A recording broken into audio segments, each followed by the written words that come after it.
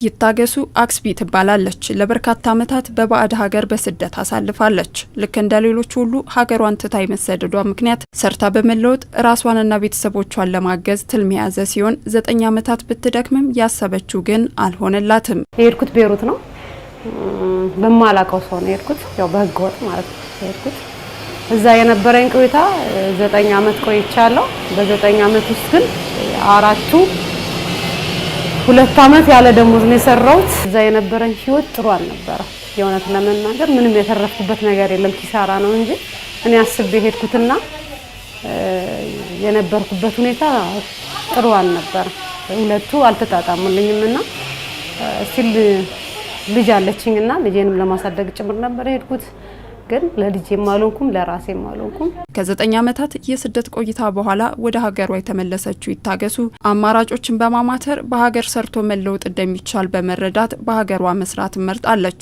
እሷና 13 ጓደኞቿ ባገኙት ስልጠናና ድጋፍ አማካኝነት በጋራ በመሆን ገቢ የሚያገኙበትን ስራ ይሰራሉ። ይህም በሀገራቸው ያለውን እድል እንዲጠቀሙ አስችሏቸዋል። በሰጠን ባገዘን የተወሰነ የገንዘብ ድጋፍ እኛ የቢዝነሱን ኤሪያ አጥንተን ባለን በተሰጠን ነገር መስራት እንችላለን ብለን በዛ ብር መነሻ አድርገን እስካሁን ድረስ እየሰራን እንገኛለን። ሁሉም ነገር አለ፣ ከቁርስ ጀምሮ እስከ ራትም እንደገና ቡና፣ ሻይ ቡናም ምግብም ሁሉም ነገር አለ እኛ ጋር ማለት ነው። እዚህ ጋር መጥቶ የሚስተናገደውን ሰው እኛ ማን እንደሆነ እንነግራቸዋለን። ስንነግራቸው ያበረታቱናል። እንዲሁም ደግሞ መተው እኛ በቃኛ ሌላ ቦታ ሄደን ቡና እንደውም አንጠጣም፣ እኛ እዚህ መተን መጠቀም አለብን፣ እናንተ ናችሁ ለሀገር የምታስፈልጉት፣ እናንተ ዋጋ ከፍላችሁ እዚህ ከደረሳችሁ ለምን እኛ እዚህ አንጠቀም የሚሉን ደንበኞችም አሉን።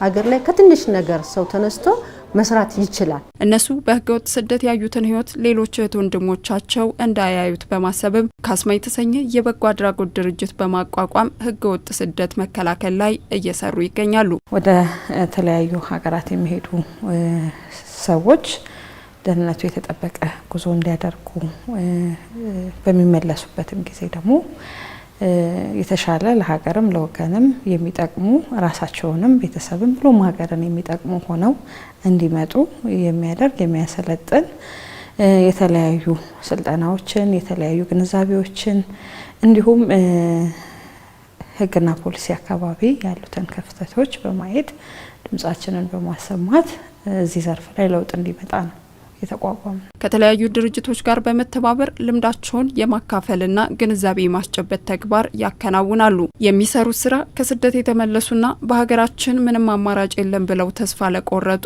እንደነ የትነበርሽ ኃይሉ አይነት ሰዎች መትረፍ ችሏል። አትደፍሪ ምንም ነገር ለመስራትም ቢሆን በቃ ዝም ብለሽ ያብር እስከሚያልቅ ድረስ የሆነ መመንዘር ምናምን ነው እና ልክ ደግሞ ብሩ ሲያልቅ እያለቀ በመሄድ ሰዓት በቃ ነገሮችን ስትረጂ መኖር እንደማች ምናምን ሲሰማሽ እንደገና ስደት የመሄድ ምኞት ምናምን ነበር። አጋጣሚ ግን የነሱ የክህሎት ስልጠና ምናምን ይሰጣሉ።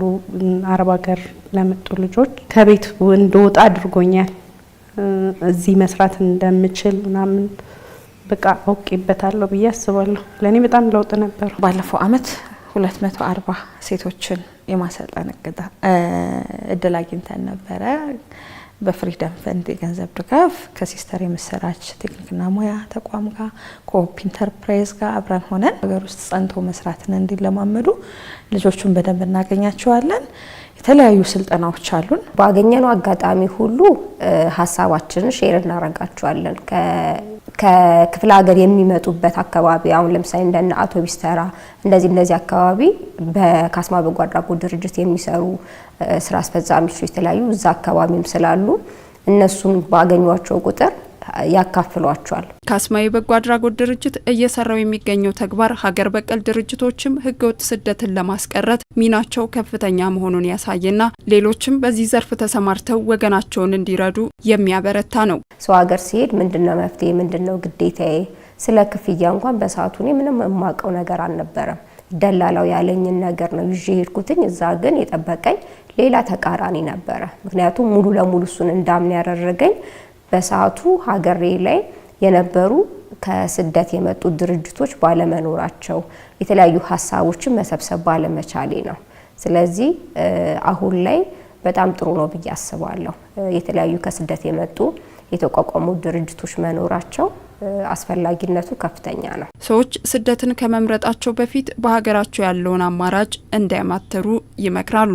ሀገር ላይ ሰው ሰርቶ መለወጥ ይቻላል፣ መቀየር ይቻላል። እንደዛ ሀገር እንኳን ብዙ ነገር ባናገኝም እዚህ ግን እኛ ላይፋችንን መምራት እንችላለን። ልጃችን አጠገባችን ናት፣ የምንወደው ሰው አጠገባችን ነውና ብዙ ነገር ብዙ ሀብት አላት። በሀብቱ ተጠቅመን መስራት እንደምንችል ነው ከኛም ተሞክሮ ያገኘነው ይሄ ነው እና ለሌሎችም መምከር የምችለው ይሄንን ነው። ሰው በሀገሩ ላይ ባለው ሀብት ላይ ተጠቅሞ መስራት ይችላል። እውቀት አለን፣ የእውቀቱ ባለቤት ነን። ገንዘብ ባይኖር እውቀት አለን፣ እውቀት ባይኖረን ገንዘብ አለና በዛ ነገር ሁለቱን አማክለ መስራት ከቻለ ሀገር ላይ ሆኖ መለወጥ አይቻልም ማለት አንችልም። መለወጥ ይቻላል።